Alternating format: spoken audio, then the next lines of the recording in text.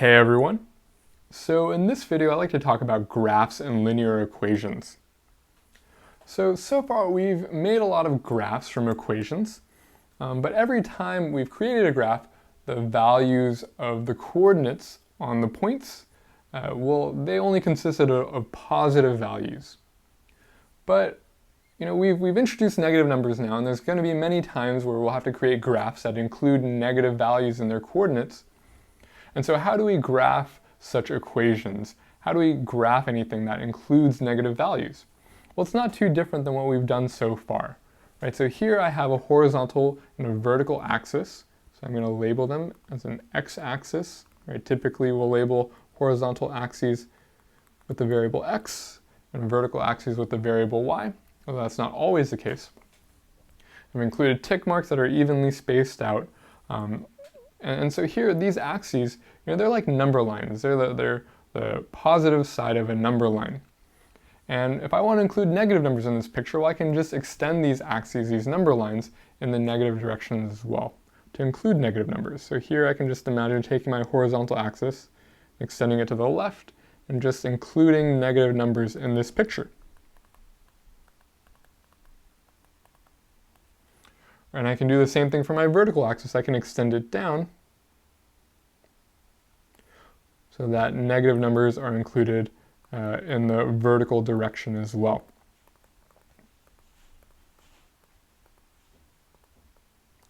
I can just try to make sure that my tick marks are still evenly spaced.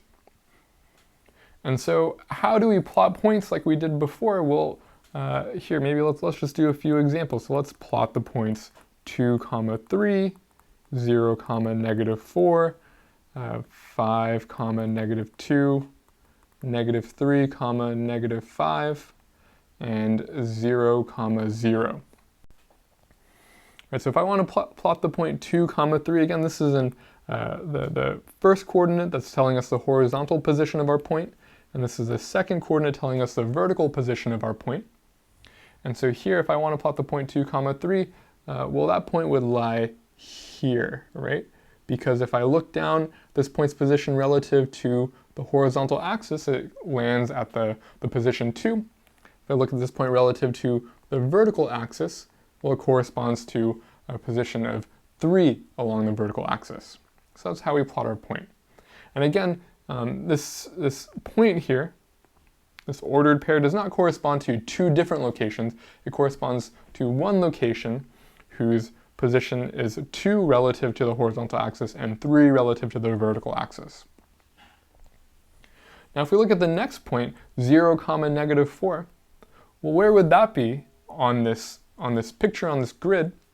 Well, here it would be the point would be located right here at 0, 4, because if I want to look towards the horizontal axis, well, it would lie at a position of 0, right? If I kind of draw this dash mark to see where it lands next to the horizontal axis, well, it will land at the position of 0, and then at the vertical axis, well, it would kind of correspond to the position -4. Because this point's on the axis itself, it's kind of hard to really see this full picture in all the detail, but hopefully you can follow along with that. I think the next few examples will be a little bit more illustrative. And so here, 5, -2, that's telling us we're at this position here, because the horizontal position is 5 and the vertical position is -2. Right, so here maybe I'll label these points. This is the point 5, -2. This is the point 0, -4. This is the point 2, 3. Next one is -3, -5. So where is that? Well, here I'm going to make sure that my x-coordinate corresponds to -3. And then the y-coordinate corresponding to -5 should land, well, it should tell me that our point is right here. So this is the point -3, -5. And the last one I like to plot is the point 0, 0. And here that's actually just right at the center, 0, 0. So here, sometimes that point is called the origin. It's where our two axes meet together. And kind of looks like the center of our entire picture. So some language I like to include here when it comes to plotting points and this grid here is that we usually call this grid, so this grid is known as a coordinate plane.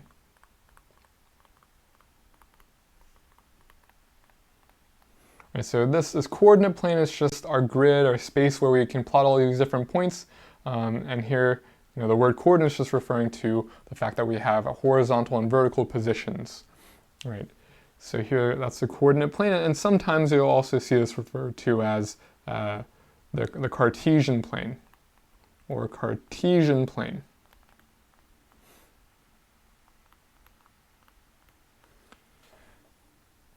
And so here, I'll probably use this phrase a little bit less frequently. I think coordinate plane is a little bit more descriptive than Cartesian plane. Cartesian plane just named after a famous mathematician, René Descartes.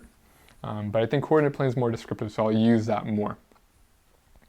Another thing you may have noticed is that the axes, right, the horizontal and vertical axis, they split up the grid, the plane,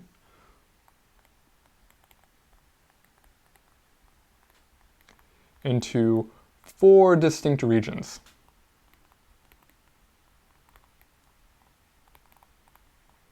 Right, so if I look back to our coordinate plane, and there's a lot on this picture at this point, maybe I'll erase a little bit of it, but if we look at the 2 axes, they split up our region, our entire plane, into 4 different subregions, right? So here I can kind of think of, here's one of them, here's the second, here's the third, and here's the fourth. So here there are 4 different regions. We call these quadrants. So these different regions, they're called quadrants because, well, we split up the plane into 4 different regions. There's 4 of them, so that tells us, or so we call them quadrants. So these regions are known as quadrants. And we'll often label them quadrant 1, quadrant 2, quadrant 3, quadrant 4 in counterclockwise order starting from this one here. So this is the way they're usually referred to. This is usually referred to as quadrant 1. This one's usually referred to as quadrant 2, quadrant 3 in the bottom left corner, and quadrant 4 in the bottom right. So now let's take a look at an example where we'll sketch a graph involving negative numbers. So here the scenario says that the temperature at noon was negative 12 degrees in Nome, Alaska, and that temperature has been rising all day at a rate of 2 degrees Fahrenheit per hour. So first, we're tasked with writing an equation for the temperature, T hours after noon. So we want an equation where the output is a temperature and the input is the number of hours after noon. So here our variable t here represents the number of hours after noon. So for example, if t is equal to 5, well, that's 5 hours after noon. That's talking about 5 p.m. If t is equal to 0, we're looking at 0 hours after noon. That's 12 p.m. And if we look at something like t is equal to negative 2, well, that's 2 hours before noon.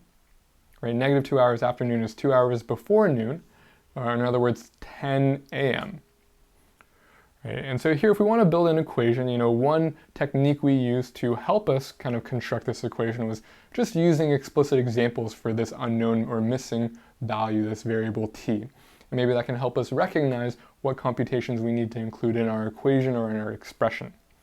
And so let's take a look at a few concrete examples. Let's say t is equal to 1. What does this look like? Well, how would you compute the temperature? Well, we would write, it says that the temperature starts at negative 12 degrees Fahrenheit, and every hour the temperature is increasing by 2 degrees Fahrenheit. So, if 1 hour has passed and we're adding on 2, this brings us to negative 10. Right, if I owe $12 and I have 2 to pay that off, well, it's still owed $10. Right, or if t is equal to, let's say, 3, then we would have negative 12, and we would add on 2 degrees 3 times, right? Or in other words, 2 sets of 3. This is 2 times 3. So this is negative 12 plus 6, which is negative 6. And so, we can see here that if I want to do this for a general value of t, maybe I don't have an explicit value for t, but what I would do is I would take negative 12 and I would add 2 sets of however many hours have passed, right? Earlier here, we didn't see anything in this first example because we had 2 times 1 really, right? 2 times 3 or 2 times however many hours have passed will be how much we add on to the original temperature at noon, negative 12. Right, so here if I want to write an equation, this is an expression. If I want to write an equation, I want to equate this to something, and here we're equating it to the temperature. We're saying this computes the temperature.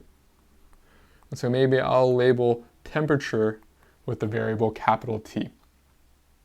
And so what we're really saying here is that T, the temperature, can be computed from negative 12 plus 2 times lowercase t, where lowercase t represents the number of hours that have passed. And hopefully this should make sense, right? Here this is kind of like saying that we're saying 2 degrees for each hour passed, and then after 12 o'clock, of course. And then here this is negative 12 degrees. It's kind of like a starting amount, or starting temperature. Okay, so here, let's go ahead and make a table. We've kind of already started making a table, but let's really make a full table to sketch out the graph of this equation here. Okay, so here I'm going to make my table. My input variable is the number of hours that have passed, right? It's our lowercase t, so hours after 12.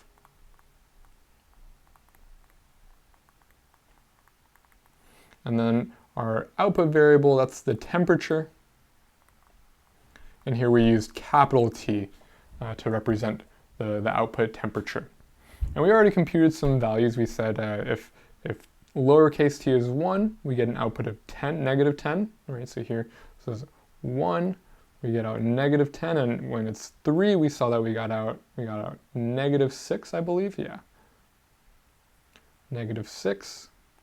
And maybe let's just fill this out with 2. How do we compute that? Well, we would use our equation, right? We'd plug in, we have negative 12 plus 2 times our t value, right? 2 times 2, and this would give us negative 12 plus 4, which is negative 8. And so what about at 0? T is equal to 0, lowercase t. Well, here this would be negative 12 plus 2 times 0, which is negative 12 plus 0, or negative 12 at the end of the day, which makes sense, right? This is saying, if here we said that lowercase t being 0, this is talking about at noon, or at 12 o'clock. And we start with the fact that at 12 o'clock, the temperature was negative 12 degrees Fahrenheit. And then if we have negative 1 in our equation for our input variable t, then here what we end up with is, this is negative 12 minus 2, or plus negative 2, which is, well, this comes out to be negative 14. If I owe $12, I owe 2 more, then I owe $14 in total. Or negative 2, if we plug that into our equation, we get negative 12 plus 2 times negative 2. This is negative 12 plus negative 4. Or if I multiply 2 with negative 2, I get negative 4. And adding that on with negative 16, or negative 12, gives us negative 16. Okay, so let's plot some of these points here. So here, if I've got my horizontal axis, I'm labeling with the lowercase t. Our vertical axis, I'm labeling with uppercase t for temperature. Then here, we have the point 0, negative 12. That's saying that we've got this point here, which when I look towards the horizontal axis is at a position of 0. At the vertical axis is at a position of negative 12. Or let's say here's 1, negative 10, looking at this next point. 2 comma negative 8, 3 comma negative 6. Kind of see that these points look like they lie on a straight line, but maybe let's fill out the other points just to really illustrate this, right? So here, negative 1 comma negative 14, negative 2 comma negative 16, right? Because when I look up towards our horizontal axis, that's the position of negative 2. Towards our horizontal axis, that's the position of negative 16. And so that's the point negative 2 comma negative 16. And so, we can kind of see the pattern that all the points would lie on this line here.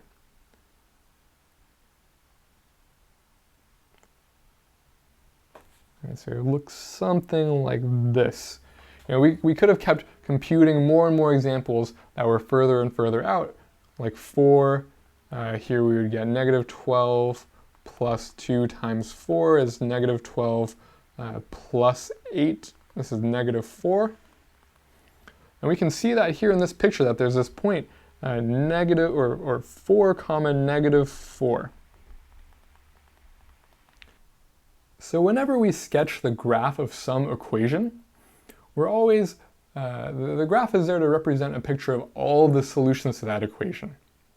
And so, we happen to choose these points, these input values, and we found these output values, and we plotted them and sketched the line, the curve that passed through all of these points.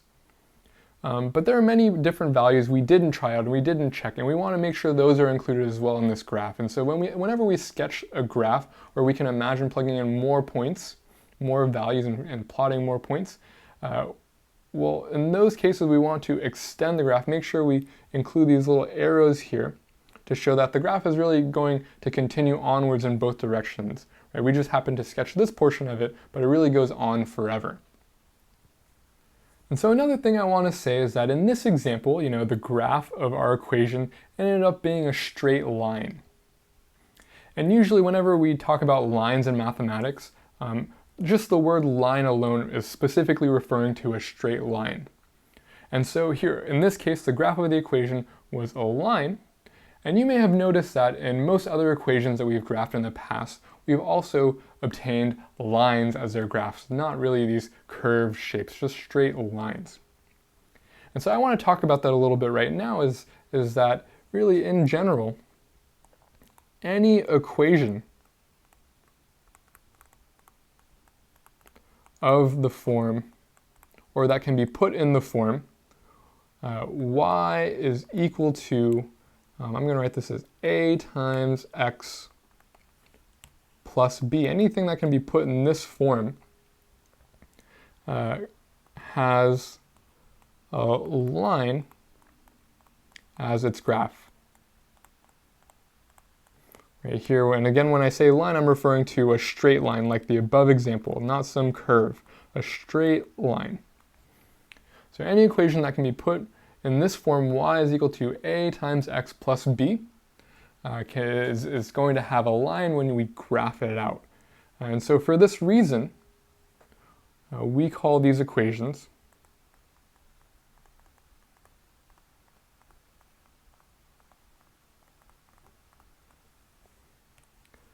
linear equations.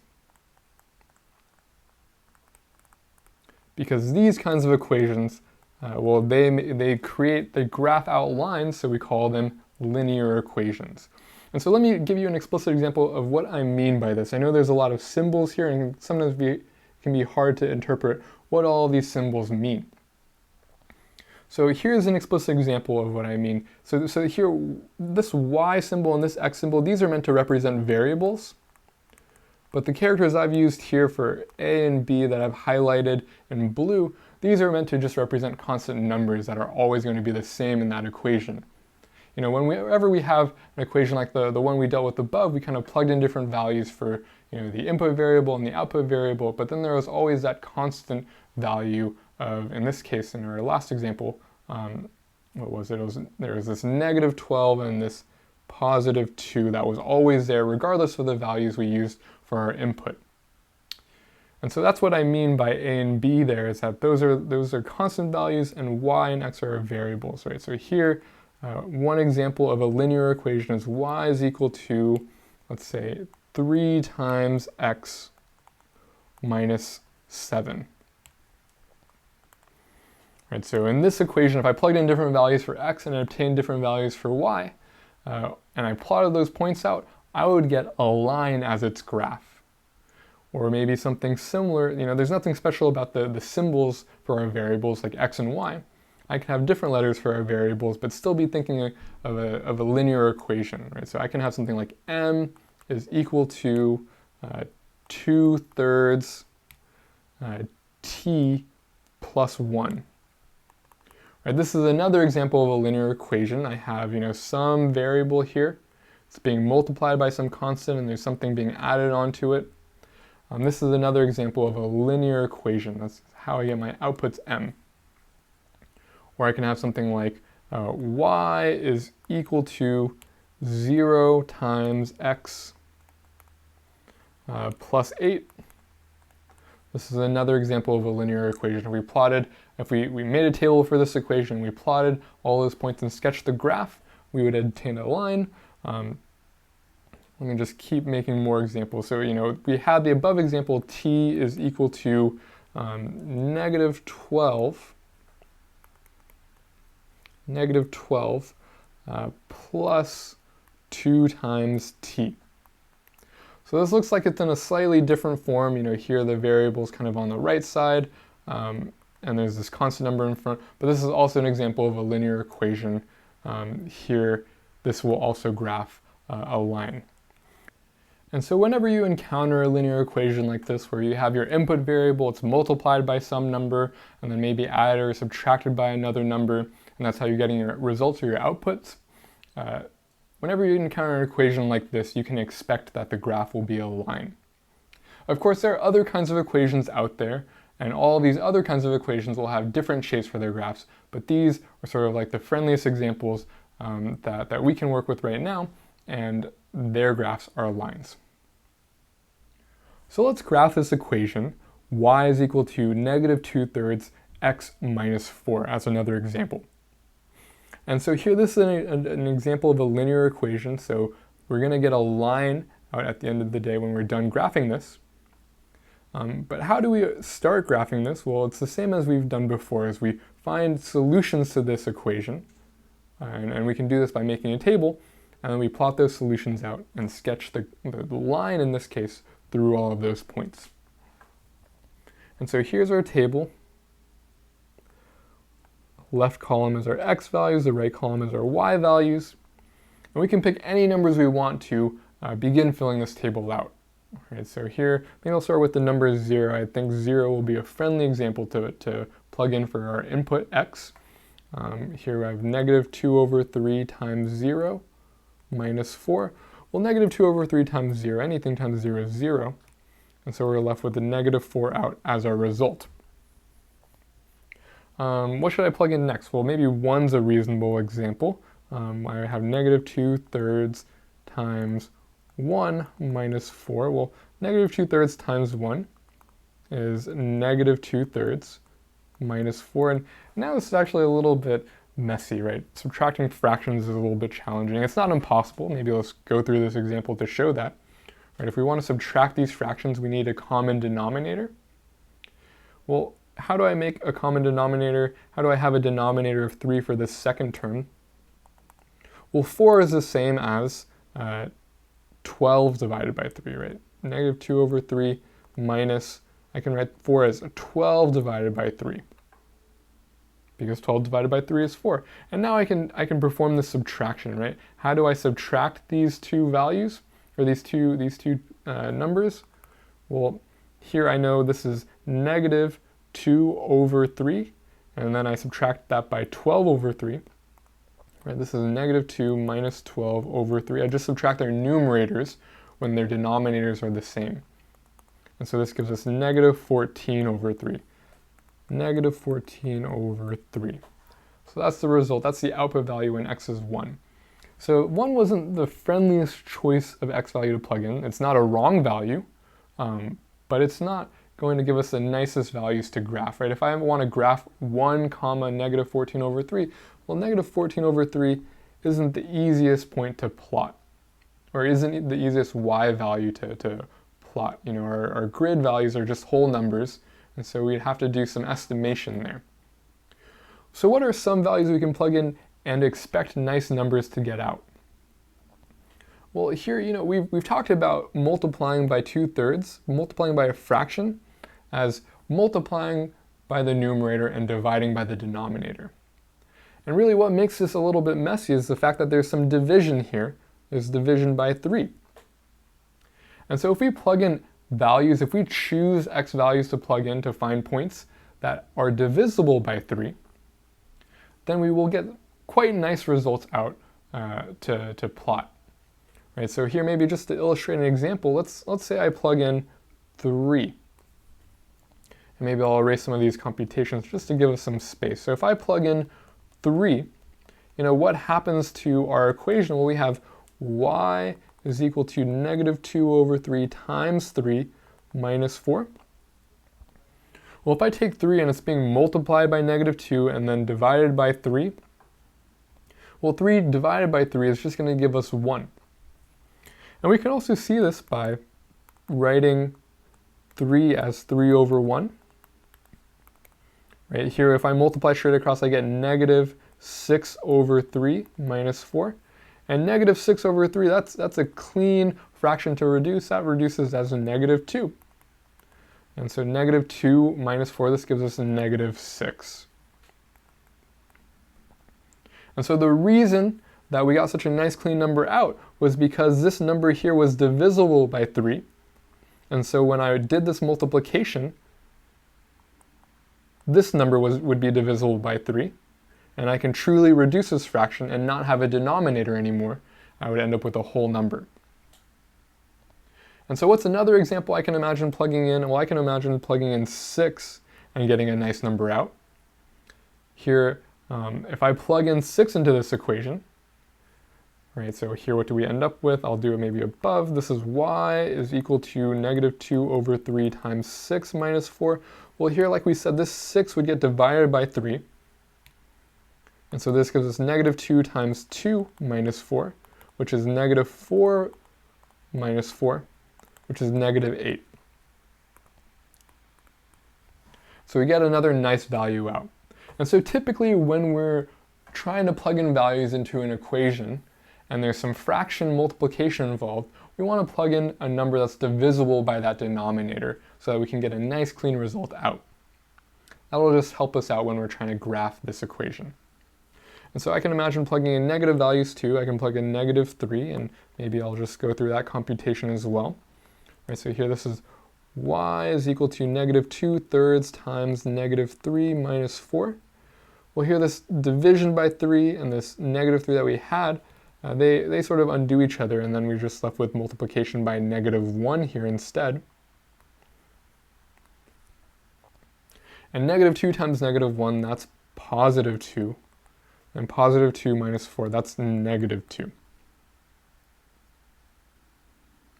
Okay, so I definitely encourage you to do the last example I'd like to showcase here, plug in an x value of negative 6, but we end up with an output of 0. And so I definitely encourage you to verify that. Okay, so let's plot our points out and see the line that comes out. We have a linear equation, so we can expect a line. Here I'm going to plot the point 0, comma, negative 4. Here we also have the point 3, comma, negative 6. I guess I don't have a large enough grid to really showcase this. That's why you want to kind of prepare your grid in advance to really have all of the points, or the space to include all the points you want. Here I didn't plan that out so well, but I can expect that y coordinate of negative 6 to be down here, and that's where an x coordinate of negative or positive 3 would be. So okay, what else? We can plot negative 3, comma, negative 2. That would be this point here. And then negative 6, comma, 0, that'd probably be about there. And so we can see that all these points lie on a line. If I sketch our curve, not our curve, our straight line, we get something like this. And so here are all of the solutions. If I imagine this line going out in both directions forever, this is a picture of all the solutions to this equation here. Right, we see a few of them. These are the ones that we happen to pick out to compute in our table, but everything in between also corresponds to a solution. Right? And even the ones really far out that we didn't sketch, these also correspond to a solution to our equation. So just to really emphasize, this is always going to be there when you're dealing with graphs, is that graphs are pictures of solutions to your equation. And so let's do one last example to really illustrate that fact that graphs are pictures of solutions to your equation. So here I have a graph already made. It says that it's the graph to the equation y is equal to 3 over 4 x plus 2. And so we want to use this graph to solve the equation negative 1 is equal to 3 over 4 x plus 2, 3 over 4 times x plus 2. So how can we use a graph to solve an equation? Well, if we look at these two equations here, the only difference between these two equations is this negative 1 on the left. Right, so the right side looks exactly the same. The only difference between these two equations is that we've replaced y with negative 1. Right, so this is like saying, y is equal to negative 1. What is x? And so here, if this is the graph of our equation, well then we can say, here's where negative 1 is for y as a solution to our equation. What's the corresponding x value? Well, it's negative 4, right? So here, if x is equal to negative 4, y is equal to negative 1. Okay, so maybe let's really illustrate this, right? So here if I take x, so maybe I'll just write this out. X is equal to negative 4 is the solution to the equation negative 1 is equal to 3 over 4 x plus 2. And so really, let's check this. Let's verify.